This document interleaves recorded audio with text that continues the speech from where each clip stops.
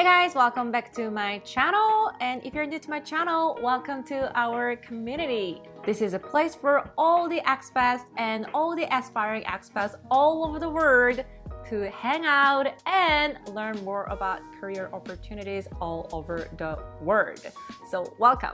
With that being said, I prepared for a video all about job searching in Singapore, and I am very excited to share this video with you guys because I know a lot of you guys are looking for jobs in Singapore or working in Singapore already. So if you are currently looking for a job in Singapore, this video is perfect for you. Let's dive in. So in today's video, we are going to talk about 3 key things.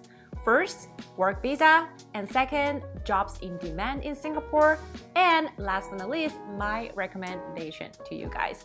Okay, so let's talk about work visa first. So in order to work in Singapore, your employer needs to sponsor your work visa. So the process is like this. You apply for a job and you go for an interview and you get a job offer, and then your employer needs to apply for your work visa, your work pass. And I'm sure there are many ways to work in Singapore as well, but for most expats living and working in Singapore, there are 2 work passes. The first one is Employment Pass, EP, and second one is SPass. So let's talk a little bit more about each pass. So to eligible to apply for EP, there are some requirements you need to meet. First of all, your fixed monthly salary needs to be minimum $4,500. And also, if you are older and if you have more work experiences, you need to earn more than $4,500. And also, if you are working in the financial sector, the minimum fixed monthly salary is $5,000. This amount is definitely higher than when I was living in Singapore. I lived in Singapore from 2012 to 2016, and I don't remember 100% correctly, but definitely it was lower than $4,500. And I believe this amount has been increased every year.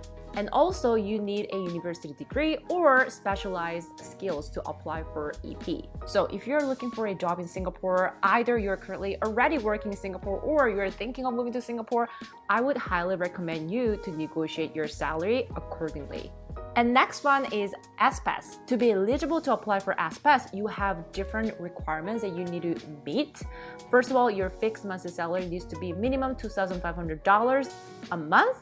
And also, if you're older and if you have more work experiences, you need to earn more than $2,500 a month as well. And of course, comparing to EP, the minimum fixed monthly salary is definitely lower.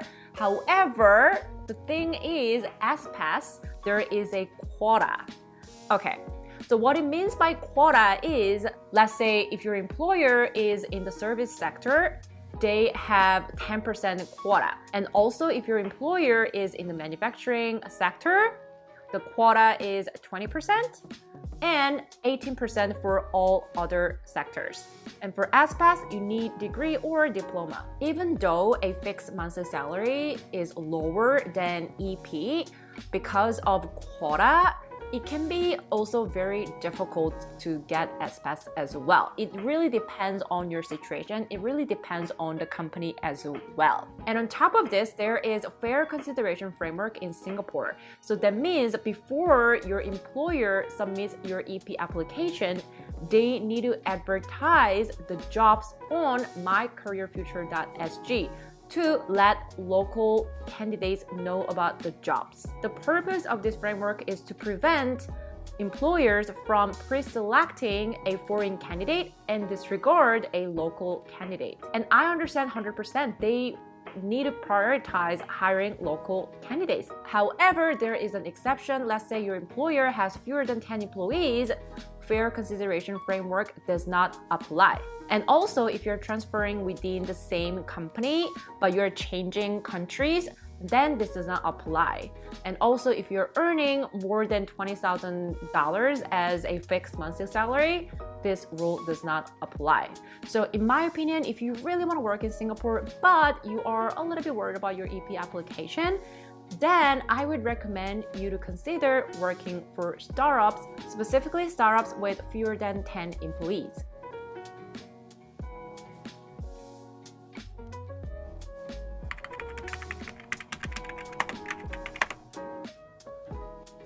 So I'm gonna share my screen with you guys. LinkedIn recently came out with the report about jobs on the rise in 2021. This report is really great. It's very, very informative. So I really wanted to share with you guys. I'm gonna link in the description, so definitely check it out. It has a lot of great information. So for example, when you scroll down, you can learn about key trends from Singapore's jobs on the rise. There are 4 different key trends. First one is care economy, and second one is digital transformation, and third one is traditional jobs, but traditional jobs remain relevant in the future economy. And the next one is online education and coaching industry.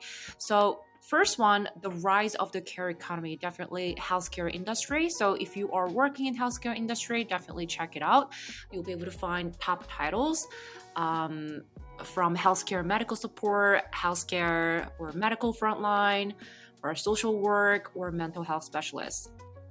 And the next one is acceleration of digital transformation, logistics and supply chain, social media or digital marketing, specialized engineering, digital content freelancers, data science, cybersecurity. So if you are working in any of these industries, definitely, I highly encourage you to check this report out. So that way you know what's the current trend in Singapore, right? And the next one is traditional jobs remain relevant in the future economy. So finance industry, customer service, business development and sales. If you don't know how to use a CRM yet, go to HubSpot.com. You'll be able to find the online course for free, and you can get certification for free as well. So definitely check it out. And the next one is online education and coaching industry. So of course, if you're working in education industry, definitely check it out as well. Top titles, top skills, and professional and personal coaches as well. So this is very, very interesting and very, very informative report. So I really wanted to share with you guys.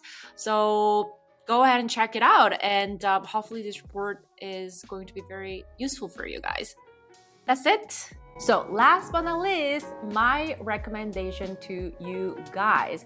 So after everything that I share with you guys in today's video, first of all, I really want you to guys really find a job that are in demand in Singapore. So like I shared with you guys just now, think about what in-demand skills that you have, all right? And also, one tip that I really want to share with you guys is Singapore is a hub of APAC. So because of that, if you can speak other languages, like for me, it's Korean, or other Asian languages, it's a much plus to get a job in Singapore. So I speak Korean and I have in-demand skills in Singapore, then I definitely have higher chance to get a job offer in Singapore, because how many Singaporeans can speak Korean fluently, like Korean, right?